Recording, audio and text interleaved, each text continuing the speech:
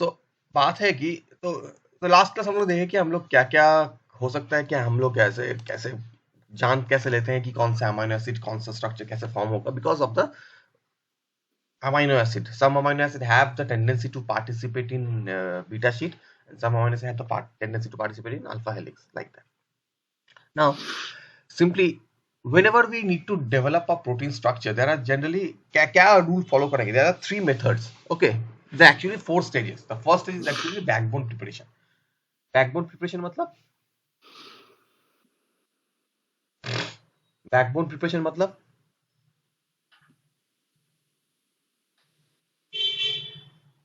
मेरी बात सुनाई दे रही है? Yes sir, backbone prediction. Backbone का क्या मतलब है? एक प्रोटीन का बैकबोन मतलब क्या?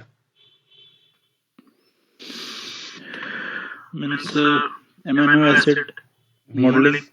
नो, देखो प्रोटीन में तो बस अमीनो एसिड ही होता है ना। मतलब क्या? CONH, peptide bond. Yes sir. Side chain को छोड़कर उसका पूरा पेप्टाइड बॉन्ड का बैकबोन प्रेडिक्शन, वो वाला, that is backbone prediction, that thing that actually makes the protein. Now there are 3 methods for backbone prediction: ab initio method, homology modeling, and protein threading. Now what is ab initio prediction? Ab initio prediction मतलब starting from nothing. You have nothing. तुम्हारे पास कुछ भी नहीं है. You just start the protein preparation. कुछ भी नहीं है मतलब क्या नहीं है? कुछ भी नहीं है मतलब क्या नहीं है? कुछ भी नहीं है मतलब तुम्हारे हाथ में उसके अलावा कोई दूसरा सब्जेक्ट नहीं है कि एक प्रोटीन का जो स्ट्रक्चर है.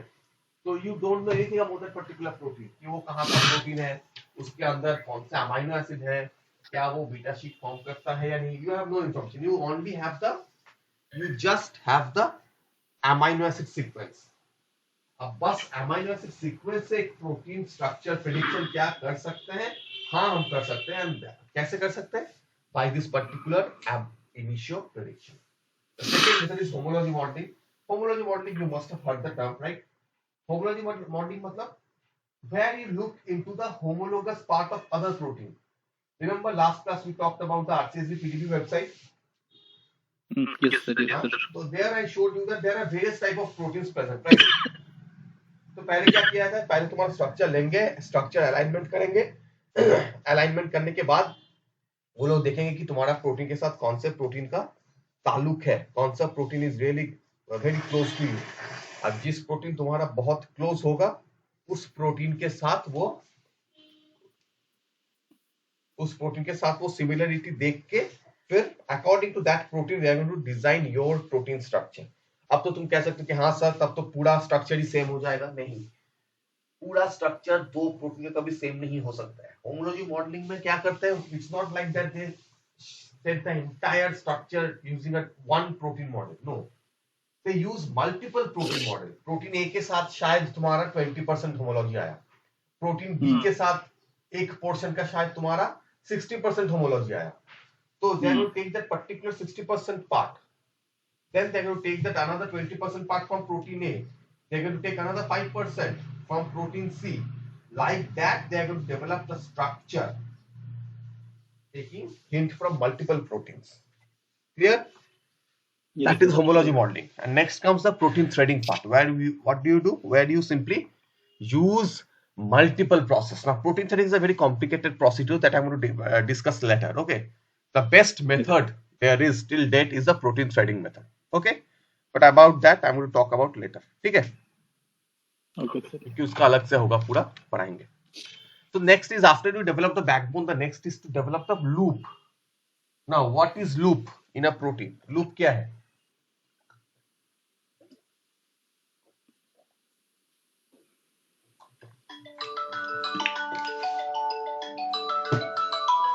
What is loop?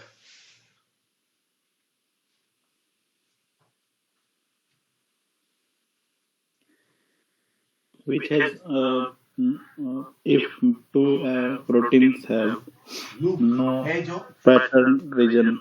हाँ देखो, मेजरली जो मतलब जो दो रीजन है, loop is the unstructured reason.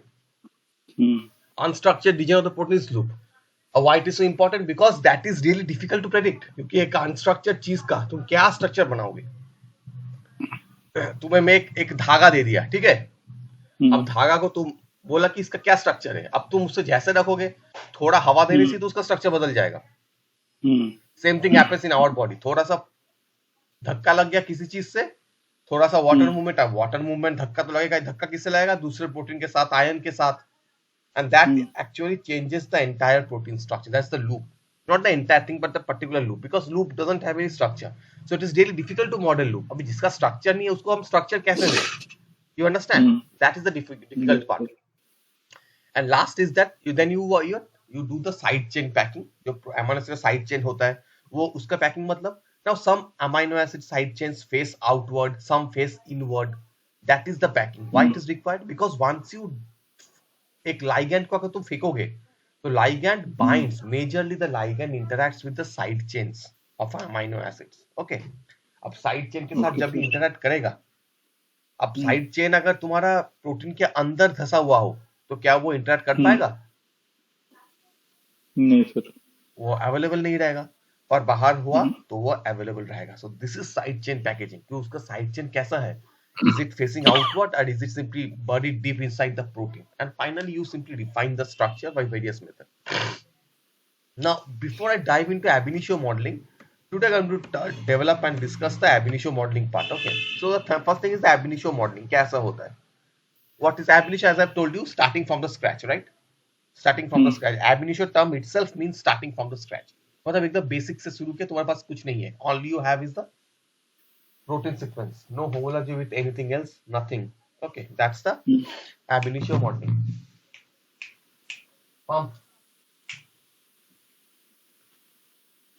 अब इसको पहले शुरू किसने किया था? Anfinsen was the first one to set this particular up. Now the thing is that, what do you think is the best method, ab initio modeling or homology modeling?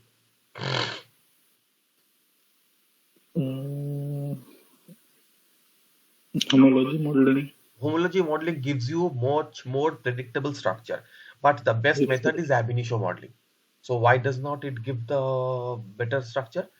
Because ab initio modeling करने के लिए क्या है, protein sequence पता है, but we need to know more about the forces that hold the protein together, जैसे hydrophobic force, electrostatic interaction. All these interactions का क्या होता है, मैथमेटिकल मॉडल निकलता है, right?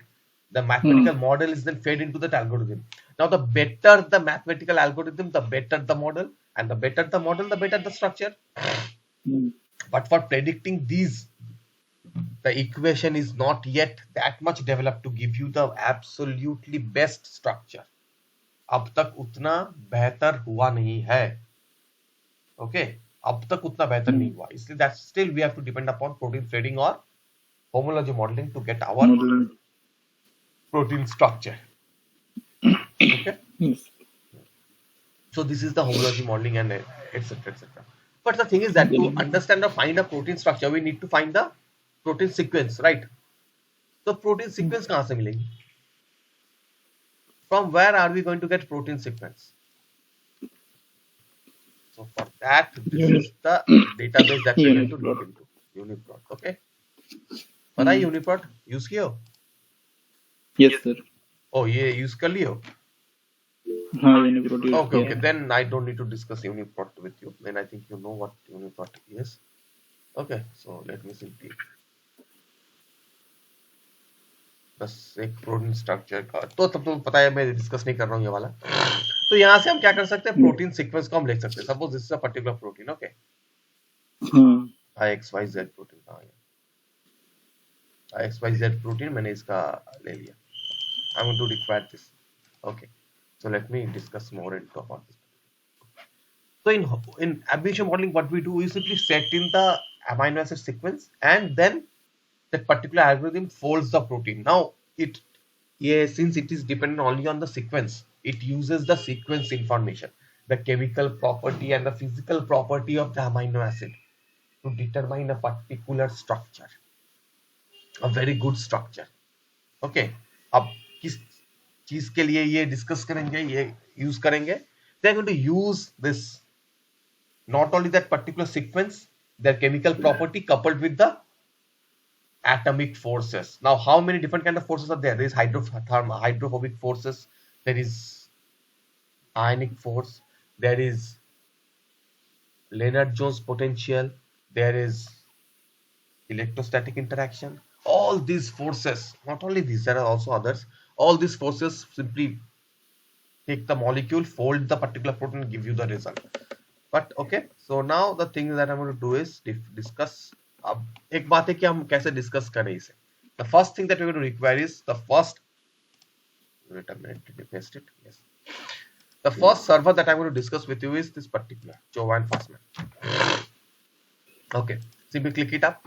This is one of the structure that can help you to predict the secondary structure of a particular protein. Now, what is secondary structure? Again, remind me.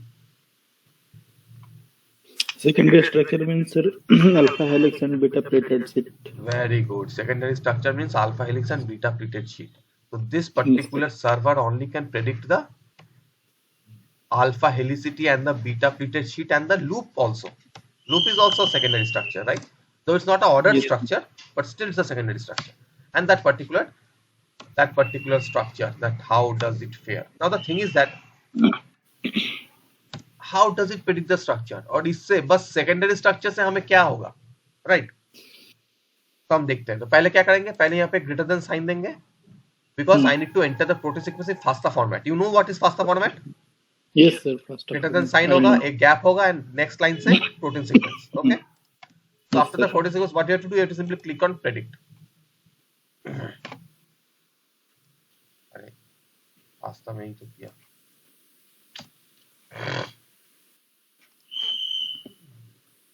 Okay, यहाँ से मैं एक दूसरा word ले लेता हूँ. एक मिनट वेट करो.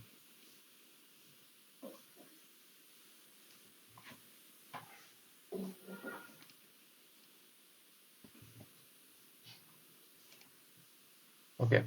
So see, once you click on predict, it's going to predict the secondary nature of your protein.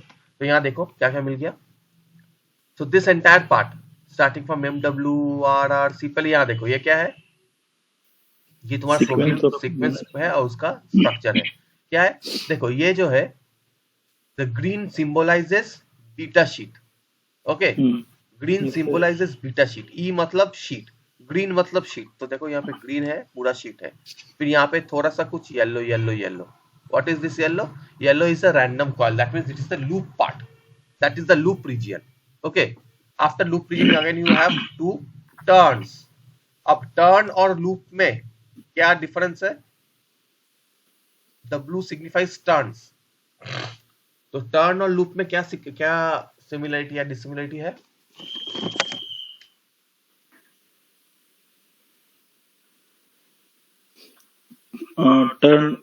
Turn has specific pattern. नहीं, turn is only a single turn. मतलब देखो एक चीज जा रहा है. Suppose it's getting from north to south. Okay. Then the turn. Turn मतलब फिर से गाड़ी U turn लिया और फिर south से north आ रहा है. छोटा सा turn. The turn actually bends the protein. It folds the protein. That is turn. Now turns are not loops, because turn helps the protein folding, whereas loops destroy the properly folded protein. Okay. That's the two difference. Then again you have beta sheet structure. So ये भी beta sheet structure. Then again you have the helix, this red region helix. Okay. पर ऐसा पता नहीं चलता कि कौन सा amino acid क्या है. Though the numbers are mentioned, but still this is the best region. This is the amino acid sequence. And after that you see this part, MWIRAI, till this part it has the potential to participate or form an alpha helical structure. But this sheet or this part also has the potential to form beta sheet, right? But this part starting from L to Y, this particular part forms beta sheet alone. Now depending upon these two, what? The tendency of this particular fold to participate in a secondary structure favors the beta sheet formation. So finally I have the beta sheet structure. Though it can participate in helix and beta sheet, still I am going to get the beta sheet structure. These three are coils, these are turns. This again is the beta sheet structure. Then again I have a alpha helical structure, this particular region. Okay. And then, so this is the entire scenario. And if you come down, you're going to get the entire region. So see, there are 50 amino acids that participates in alpha helix formation. that means 41.7% of the protein is alpha helical in nature, whereas 64.2% of residue, that means total 77 residues participate in beta sheet and beta sheet, yes sir. 9.2 or 11 residues participate in turns. Okay, पर इससे मुझे क्या फायदा होगा? Only knowing the secondary structure, how is it going to help me?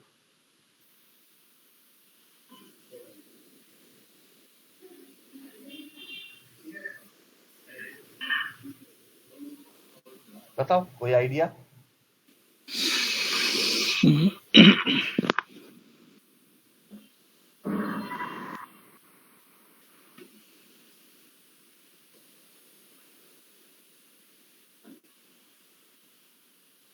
Secondary structure और भी amino acid को capture करने में हेल्प करेगा। इससे देखो दो चीज हम जान सकते हैं।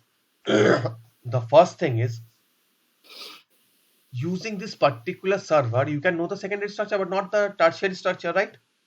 So why it is important? Yes, sir. Because for ligand prediction, because to get Ligand information about the particular protein. अब तो मतलब सर ligand prediction, यहाँ से ligand क्या क्या मतलब है, मतलब कि suppose you want to model a protein, right? Because you want to use that as a target.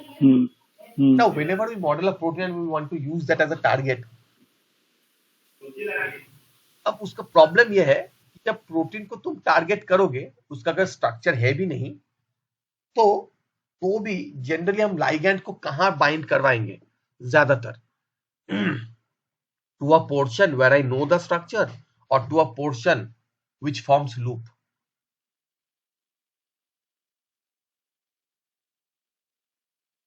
मेरा क्वेश्चन समझ में आया? नहीं सर।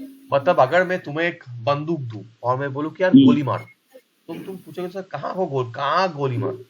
तुम्हें एक धागा दे सकता हूँ, उसको कोई स्ट्रक्चर है नहीं, या क्या कह सकता हूँ, तुम्हें एक स्ट्रक्चर्ड धागा दिया, क्या पूरा रोल करके एकदम पूरा रोल बना दिया धागे का, पूरा बॉल टाइप का बन गया, आप बोलो इसको शूट करो, तो तुम्हें किस चीज को शूट करने में आसानी हो? बॉल को। Same thing here. By this particular server, you get to know which residues participates in alpha helix formation, or which residues participate in beta sheet formation, or in other words, which residues are a part of ordered structure. Yes, sir.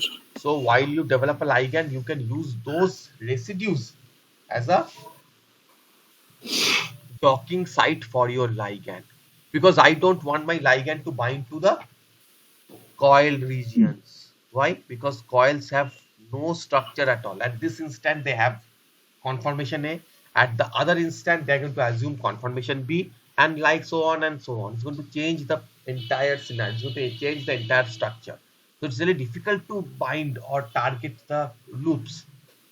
पर अगर हम structure बना नहीं पाए, now there are some proteins whose structures are not that great. मतलब अगर एक तुम स्ट्रक्चर ले लो जिसका होमोलॉजी मॉडलिंग करने के बाद देखा कि मॉडल अच्छा नहीं बना, तो उसके हिसाब से तुम उस प्रोटीन के हिसाब से तुम you can't develop a model. Why? Because the model is not going to be authentic one, right?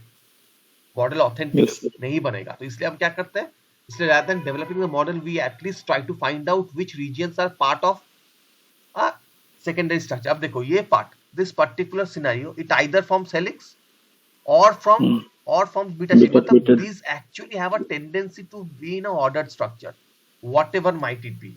It might be a helical nature, it might be a beta sheet nature, but that particular object has more tendency to participate in a ordered structure, right? जैसे कि ये region, this particular region can only form beta sheet, but this region has the tendency to participate in alpha helix or beta sheet. मतलब ये तो ordered बनेगा ही. This entire part, अब देखो, this entire part either forms helix or forms beta sheet. मतलब they have the tendency to form something. So if you target this region, you are 100% sure that particular thing is going to be ordered. Okay? और उसको हम ligand से target कर ही सकते हैं. So this is how you, or this is why you need to know about this particular thing. Clear? Clear, sir. Very good. So apart from that, there is also another server. Let me send you predict protein. Now यहाँ से तो बस तुम्हें बस इतना ही मिला, sequence.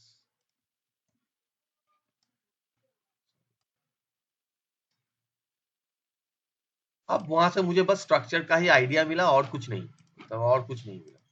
तो यहाँ देखो, यहाँ पे और एक चीज है ये वाला. तो यहाँ पे क्या करना होता है, just one letter FASTA format में नहीं, single letter amino acid code डाल देना पड़ता है. बस यहाँ पे डाल दो, हो गया हो गया. और फिर predict protein done. But it's going to take some time. Why? Because this gives a lot of more other information. क्या information देता है? Let me fill it up with example input and let me start up the thing. Okay. अब result load किया, because if I have given a new protein, it's going to take a lot of more time. Okay. Okay. तो यहाँ देखो example protein मैंने डाल दिया. तो पहला बात क्या दिखाएगा? पहला बात दिखाएगा ये वाला प्रोटीन का नाम क्या था, this MAD17. Okay, and then the sequence. Now sequence is not showing up, I don't know why. Okay, और फिर नीचे जाओ. So next thing is going to show you the secondary structure first. Secondary structure मतलब क्या क्या? See, first is the other region. Other region मतलब the thing that is not a loop region or something else. So this is the other region, the loop and all. While this is the helical part and this is the beta sheet or the strand part. So first going to this particular thing, sequence from this to this is going to have a sequence like something else, a random coil structure. While this portion is beta sheet or helical structure, while this is the beta sheet or the strand structure. Okay. What is this region? यहाँ पे देखो region भी बता दे रहे हैं 157 to 164. Whereas this particular region is 12 to 88, the unordered segment. Okay.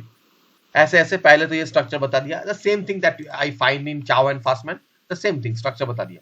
But not only that, ये यहीं पे रुक सकता था, पर बस उतना ही नहीं, और भी दूसरा कुछ बताता है. क्या बताता है? Solvent accessibility. Now what do I mean by solvent accessibility? What is solvent accessibility? शब्द का मतलब क्या है?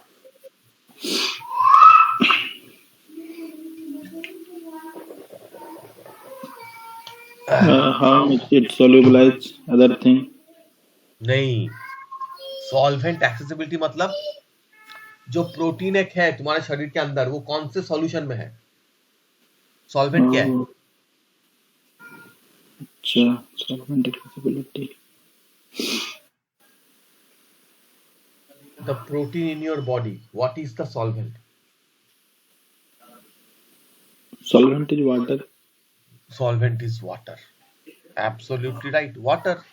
अब बात है कि क्या, बिकॉज तुम्हारा शरीर तो पूरा वाटर ही है, right? Yes sir, yes sir. But is every portion of protein have similar intensity or similar habit to interact with water? No sir.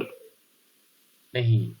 क्यों? कुछ चीज का है ज्यादा, कुछ चीज का है कम, राइट? कम. Yes sir, yes sir. अब कौन सा अमीनो एसिड का ज्यादा होगा? कौन सा अमीनो एसिड का ज्यादा होगा?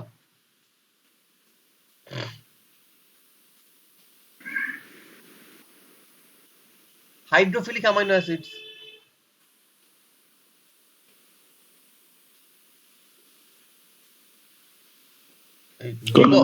वो क्लास में Are you in the class, Shubhankar? You seem a little Yes bit sir, yes distracted. sir. Yes sir, yes sir.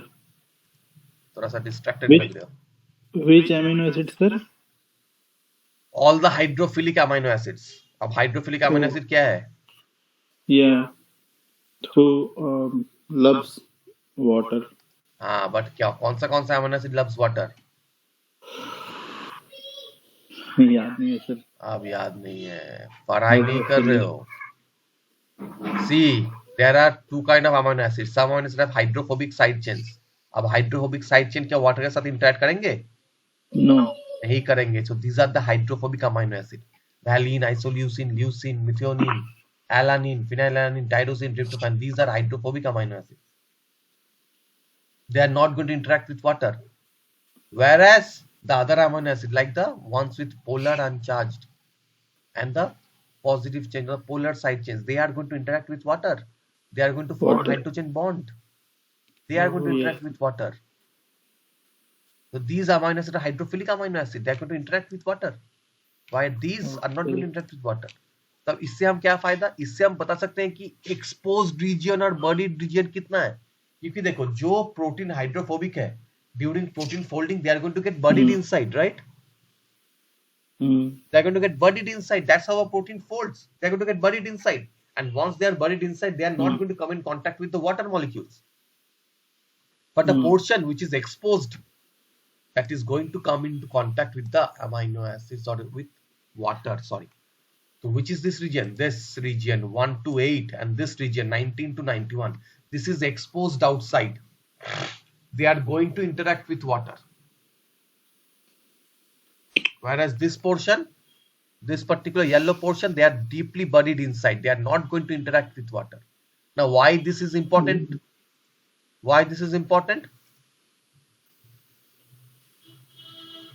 It is important for the formation of helix or beta plated structure.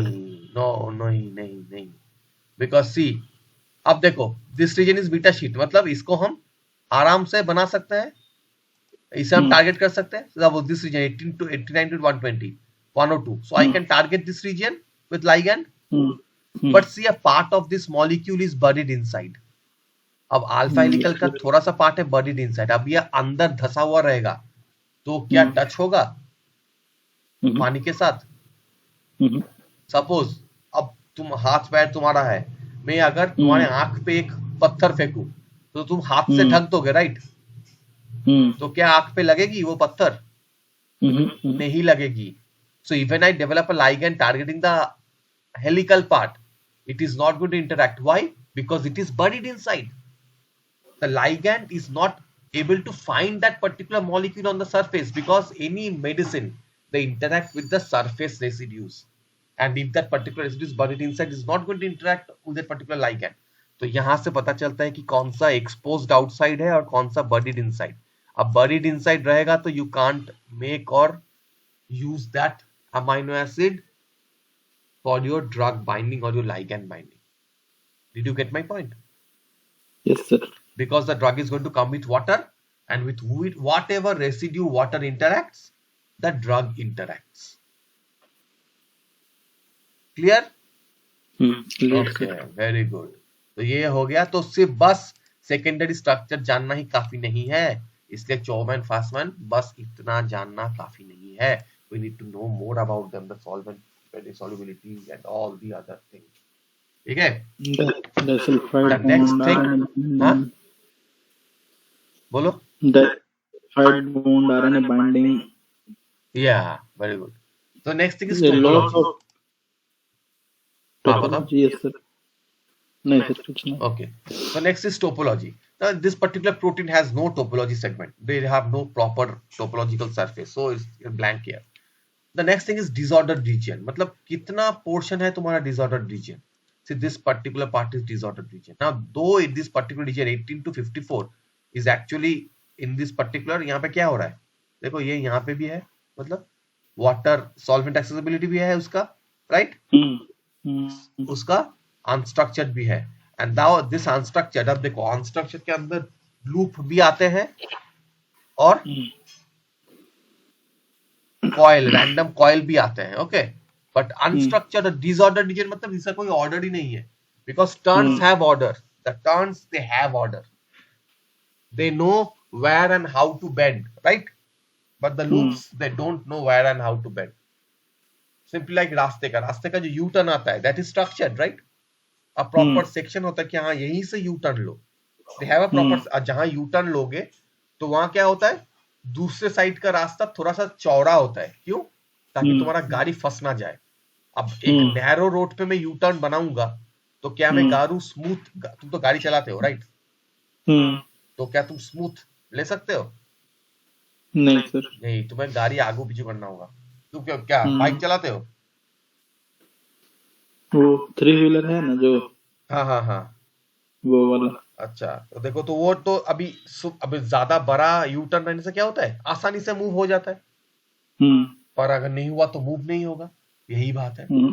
So this disordered region, अब secondary मतलब random coil भी बहुत के अंदर fall करेगा, but second disordered मतलब really disordered, this particular segment is disordered region. अब देखो यहाँ भी डिसऑर्डरनेस है, यहाँ भी डिसऑर्डरनेस है, पर उतना ज्यादा। This is also other part, random coil part. बात देखो यहाँ पे गैप है थोड़ा सा, देख रहे हो? So this gap falls under the turns part. Beta turn के अंदर आ गया, that's why it is ordered, right? So next you get to see the relative V value. What is B value or what is B factor?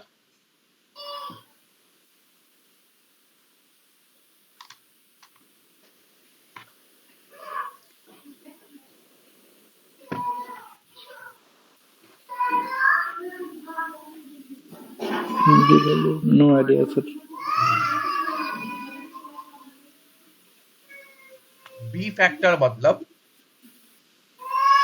B factor denotes the randomness of a particular residue. The randomness of particular residue. Now what is randomness? मतलब how long or how far or how much that particular residue fluctuates from its original position. मतलब अगर मैं तुम्हारे body का B factor ढूंढूं,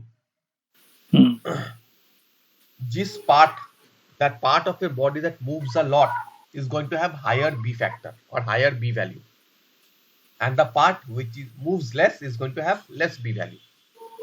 अब तुम्हारे body का अगर मैं B factor निकालूंगा तो कैसा रहेगा? सबसे हाई कौन होगा? The edges, finger tips. तुम्हारा फिंगर, हाथ का फिंगर सबसे ज्यादा मूव करते हैं वही तो। उसके बाद क्या होता है? उसके बाद हाथ आता है, उसके बाद क्या आता है? लेग्स। और सबसे कम मूव कौन सा करता है? तुम्हारा छाती, तुम्हारा पेट। These moves lot less. अगर तुम बैठे हुए हाथ पैर हिलाते हो, क्या पेट हम नचाते हैं? नहीं नचाते हैं। So they have a low B value. Similarly in amino acids, there are some amino acids that क्या होता है? वो बहुत मूव करते हैं। अब अमाइनो एसिड में भी कौन ज्यादा मूव करता है?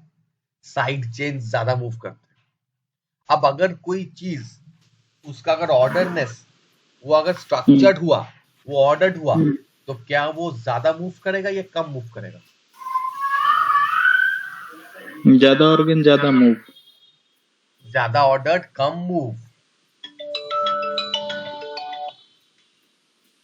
ज्यादा ऑर्डर्ड हुआ तो कम मूव करेगा ना?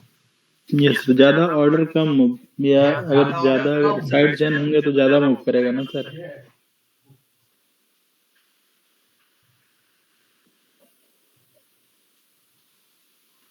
तो सिमिलरली यही चीज होती है कि ज्यादा मूव करेंगे तो ज्यादा हिलेगी। जैसे कि क्या होता है, तुम्हारा जो ऑर्डरनेस है, तो इससे क्या फायदा होता है? इससे फायदा यही होता है, ये देखना कि जो मैं डिसऑर्डर्ड रीजन कह रहा हूं, is that really a disordered region? वो हम देख पाते हैं। अब यहाँ पे देख लो, this particular part is low, इसका रैंडमनेस, इसका रिलेटिव बी वैल्यू बहुत लो है। और ये कौन सा है? 0 to 9 to 14। अब 9 to 14 क्या है? ये है। तब देखो ना, यहाँ पे अगर सिमिलरली इसको भी खोजे तो देखो 9 to 14 ये लो बी फैक्टर है, ये हेलिक्स है, ये बीटा शीट है, और ये थोड़ा सा देखो तुम्हारा लूप रीजन, अदर रीजन भी आ रहा है, पर इसका बी फैक्टर कम है। मतलब ये रीजन क्या है? एक बीटा टर्न यहाँ पे हो सकता है। There can be a turn at this particular segment. That's why the B value is low. और यहाँ पे देखो B value is going to be is very high. मतलब this is obviously this that because this actually falls under the part of this particular sequence. अब sequence इस sequence के अंदर आ रहा है इसलिए, but this is actually a random sequence. Random coil है इसलिए इसका मूवमेंट ज्यादा हो रहा है। Okay, and you can simply zoom in. यहाँ पे जाके माउस व्हील को बड़ा करोगे तो you can zoom in and you can zoom out. Okay, and that allows you to, तब यहाँ पे कौन सा अमीनो एसिड है, क्या है ना है, इससे फायदा होता है। यहाँ पे देखो अमीनो एसिड आ गया, तो कौन सा अमीनो एसिड ये है, कौन सा ये नहीं है, इससे जांचने में आसानी हो जाती है। Whereas some are very high B factor value. This particular part has very high B factor value, very high. तो यही है B factor value. Okay, these are actually cross checking. मतलब तुम जो बोल रहे हो क्या सही है, but this also gives some other information like whether is this molecule a protein binding molecule, it's a DNA binding molecule. So this is a DNA binding molecule, and see these are the region which binds to DNA. These are the region which binds to DNA. So this has the tendency to bind to DNA. but they don't have the tendency to bind to RNA or protein. So you are also going to get some idea about the role of the particular protein. Okay. Again, next finally you have the conserved sequence. What is conserved sequence? That means how much that particular sequence is conserved in its structure. And why it is important? Because to जो जितना conserved होगा, that particular part is going to be that much important. ज़्यादा important part ज़्यादा conserved होगी, right? कम important part ज़्यादा mutated होंगे, because ज़्यादा important part में mutation होने से वो टूट जाता है, वो mutation खत्म हो जाता है. Clear? Okay, so that is the thing. So next what you have, if you come down again, you have to get the number of aligned proteins. कितने protein के साथ ये aligned किया, कितना sequence length match किया, सब कुछ. And this is the amino acid composition of your entire protein. Okay. क्या क्या composition है ना है. तो इसी से मतलब हम लोग क्या कर सकते हैं, इससे आसानी से हम लोग सोच देंगे यहाँ पे क्या किस प्रोटीन के साथ अलाइन किया. This is of the align, यहाँ पे अलाइन हुआ इस प्रोटीन के साथ, इस टारगेट के साथ अलाइन हुआ, दिस टारगेट के साथ अलाइन हुआ. Because if you don't align it, you are not going to know, right, कि क्या प्रोटीन है, इसका इंपॉर्टेंस क्या है. Chou and Fasman only depends, ये बस केमिकल मॉलिक्यूल, उसका chemical property, physical property discuss करके तुम्हें बता देता है. But the predicted protein aligns the molecule to give you a much more better detailed about a particular protein. Sir ये alignment हुआ किसके साथ? ये तो हमने एक प्रोटीन के साथ, ये तो एक अमीनो एसिड हमने उठाई थी सर, जो पेस्ट किया था हमने. तो फिर ये तो सर्वर है, ये ऑटोमेटिकली ब्लास्ट कर लेता है. ओह, it automatically aligns with all the proteins that are submitted into various databases like UniProt, like RCCPDB, like NCBI. यहाँ पे तो already protein information available है ना. Okay, sir. So they take the help of those servers to automatically align and give you a result, ताकि result scientific हो. Clear? Clear, sir. Very good. That is why this particular server gives a much more better result than the other parts. Okay. So these are the two things that I've shown you. In the next class, I'm going to discuss with you the major important part, that is the iter part. Okay, how iter depends, hota kya hai. Okay, so now after this, I will now shift into a different segment and discuss the homology part with you. Okay. So now the homology. So अब तक हम लोग जो देखा कि हम लोग protein structure predict कर रहे हैं, but the secondary structure, we are not predicting the tertiary structure, right? To predict the tertiary structure, we have to take the help of these sequences or these tools, the homology modeling and all. Now, what is homology modeling? Homology modeling is also known as template-based modeling. Why it is known as template-based modeling? Because it requires template. Very good. Because it requires template of already solved structured protein. Already solved structure. ठीक है, उसका template ये लोग ढूंढते हैं और उसके साथ ये लोग अलाइन करके, जैसे वहां पे दिखाया ना मैंने, अलाइन हुआ. होमोलॉजी मॉडलिंग में भी ऐसे ही अलाइन करते हैं. अलाइन करके देखते हैं कि कौन सा पार्ट सेम है.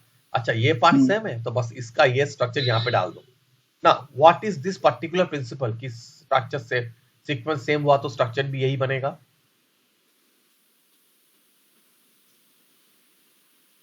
इसका एक नाम है, ढूंढ के बताना मुझे, ठीक है. बट इसका यूटिलाइजेशन क्या है? इसका यूटिलाइजेशन यही है कि this particular protein can actually help you to develop a very unique model because the chemical structure of amino acids is same in every scenario. Chemical property of the amino acid in a dog, in a plant, in human, in cat, everywhere it is same. So whatever, or because human beings or eukaryotes, they only have 20 amino acids, right? तो इसका structure irrespective of species, इसका chemical structure and chemical property irrespective of species is same. So that's why you use homology modeling to develop an authentic model of any protein that we want. पर यहाँ पे एक बात है कि जो protein जितना ज्यादा कंजर्व्ड होगा उसका स्ट्रक्चर उतना बेहतर बनता है. मतलब एक प्रोटीन का कंजर्वेशन सपोज बहुत ज्यादा कंजर्व्ड है एक रीजन, उसके साथ में अगर होमोलॉजी निकल गया So I am 100% sure that they are going to have same structure because the conserved yes, sir. region conserved क्यों है? तो सालों से उसका काम में आ रहा है, right? And we know that structure activity relationship. There is a SAR. We call it SAR. What is SAR? SAR is structure activity relationship. मतलब if the protein structure is same, they are going to perform similar activity and vice versa. If the activity is same, they are going to perform similar, they are going to have similar structure. जैसे तुम देख सकते हो कोई भी चीज का, अगर तुम कप में पीना चाहते हो, कुछ कप कॉफी पीना चाहते हो कप में, तो कोई भी कप ले लो. अब कप का स्ट्रक्चर तो बहुत तरह का होता है, right? But overall you can simply take a look and see that it's a cup. तुम्हें मैं कोई भी कप दिखा दूं, तुम्हें देख के तो पता चल ही जाएगा ना कि ये कप है, क्योंकि उसका फंक्शन है चाय पिलाना. अब चाय तो लोग एक ही तरह से पीते हैं जैसे कि हम लोग पीते हैं, एंड ऑब्वियसली उसी तरह से पीने के कारण उसका स्ट्रक्चर तो सेम ही होना पड़ेगा, right? Okay, this is the whole model. अब इसका वर्क तो क्या है? The first thing is obviously we have to find a very good template, because अगर टेम्पलेट खराब हुआ तो स्ट्रक्चर खाक अच्छा बनेगा? नहीं बनेगा सर. स्ट्रक्चर एकदम ही अच्छा नहीं बनेगा टेम्पलेट अगर खराब हुआ तो ये भी यही टेम्पलेट बहुत बढ़िया मिलनी चाहिए. And obviously if you have the, जो मैं सॉफ्टवेयर में दिखाऊंगा, you have, they are going to show you and tell you that these are the template that I have used. Okay. तो कौन सा टेम्पलेट यूज करेंगे, क्यों करेंगे, ये सब हमें जानना पड़ता है. तो first of all the template. Now automatically the algorithms is made in such a way that the program automatically searches for the template from the databases. जैसे कि हम लोग ने predict reporting में देखा, it automatically searches for the template. Okay.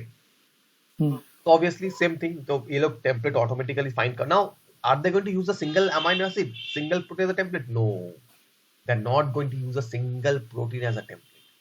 They're going to use multiple protein as a template. Why? To increase the authenticity of a particular protein. Because अगर मैंने देखा कि ये रीजन, एक पोर्शन जो तुम्हारा कॉमन है, 10 प्रोटीन के साथ कॉमन है, और 10 प्रोटीन दिखा रहा है कि यही स्ट्रक्चर होगा, obviously that will be the structure. But अगर मैं 5 में देखा कि इसका ये अल्फा हेलिक्स है और बाकी 6 में देखा कि इसका बीटा शीट है, तब क्या स्ट्रक्चर बनेगा? तो डिवाइड हो गया, राइट? ना generally this doesn't happen.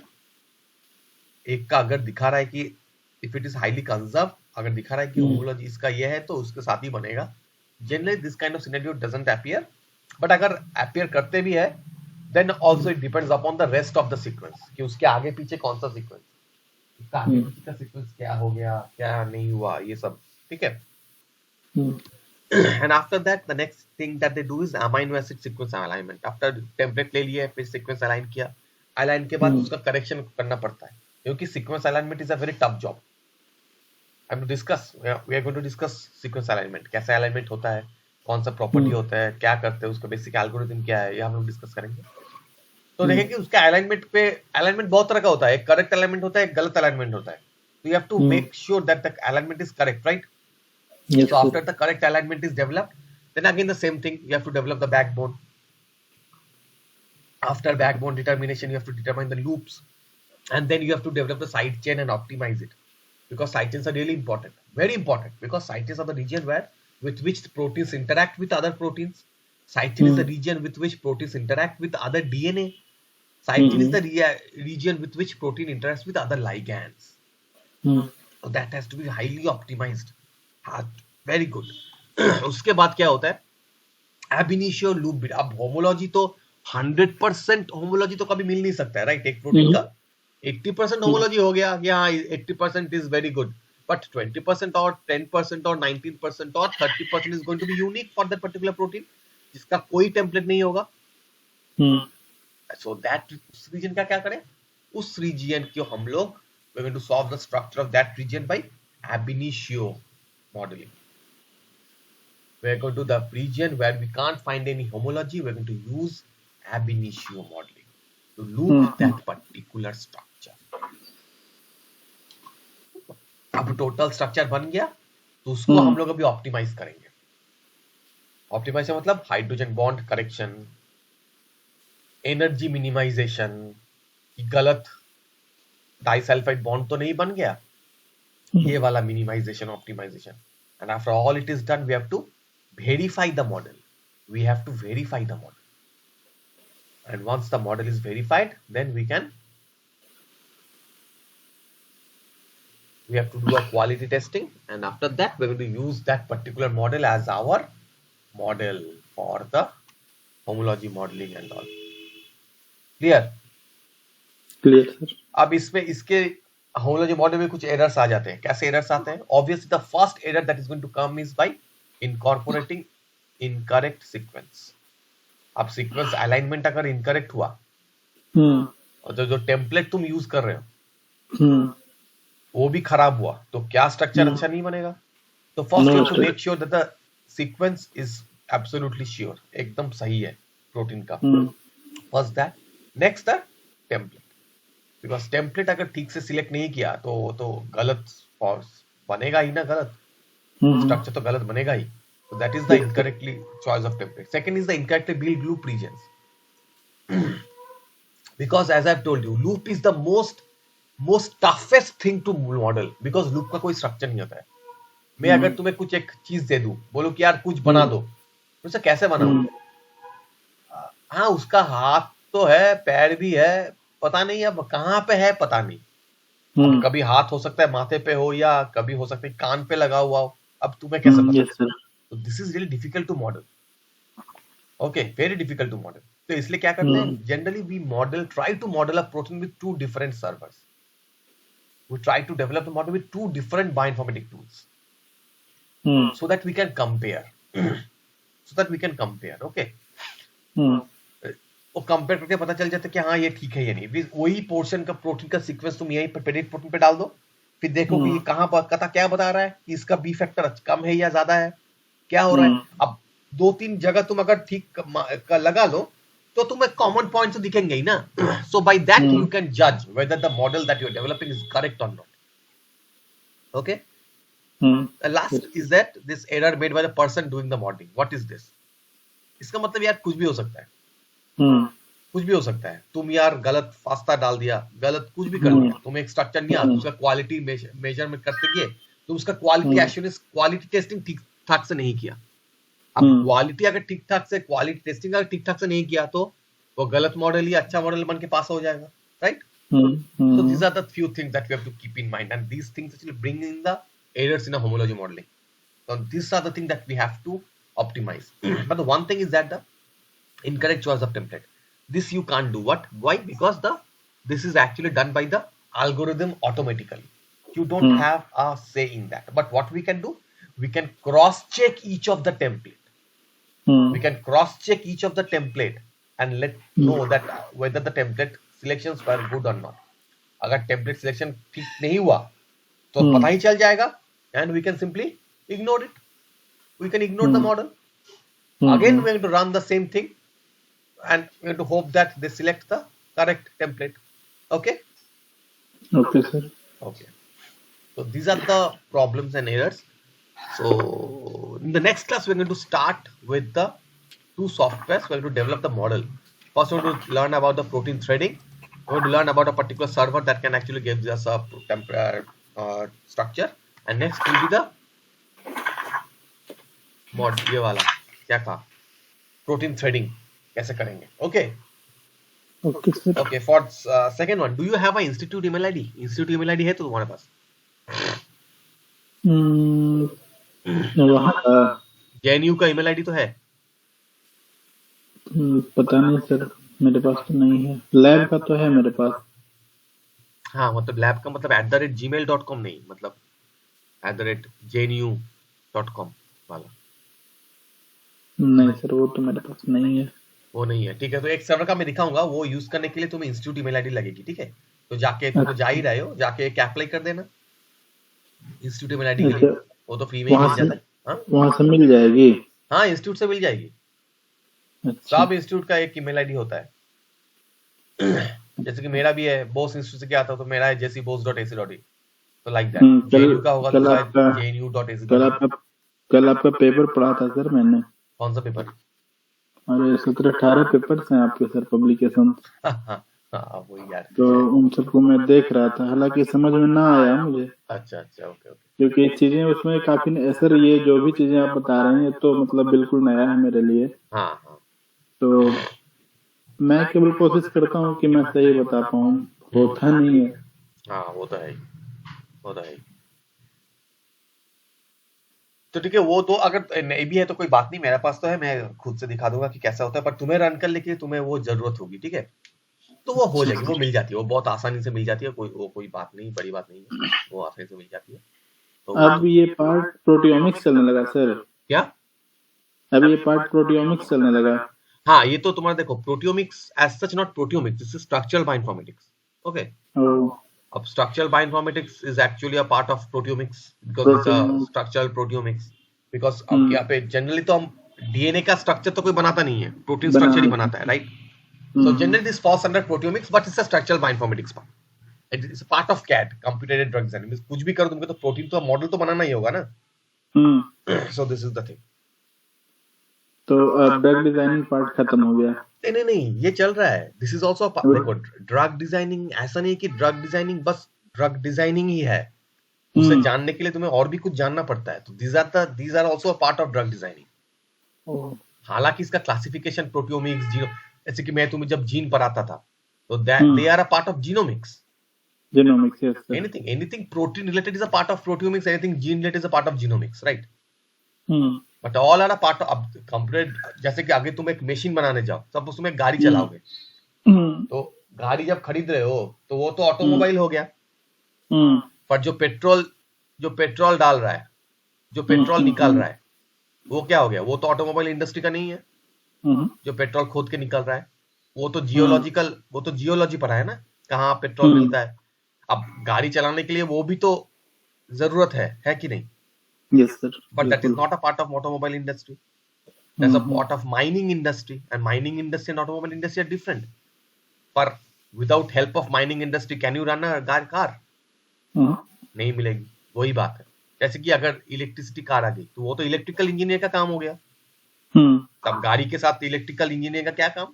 Automobile industry is different, electrical engineering is different, पर बात तो एक ही है ना, सब कुछ लेके ही चलना पड़ता है।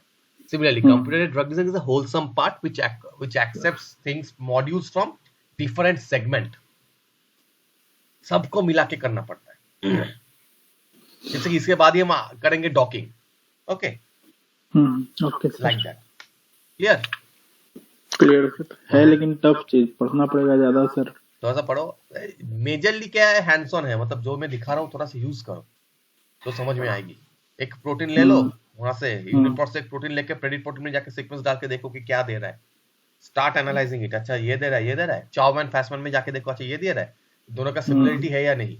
ये सब थोड़ा करो, ये सब करने से तुम्हें थोड़ा सा आइडिया बेहतर होगा कि अच्छा ये हो रहा है। तो बिकॉज हैंड्स ऑन ट्रेनिंग है, तुम ज्यादा रट के कुछ नहीं होगा, तुम्हें दिखाना होगा कि हाँ मैं काम जानता हूँ। अच्छा ठीक है ना? यस सर, एकदम। तो पढ़ाई के साथ साथ ये भी करो। ओके सर, ठीक है। तो नेक्स्ट क्लास में बताता हूँ। अच्छा तुम कब बोले? 24th को वापस जा रहे हो?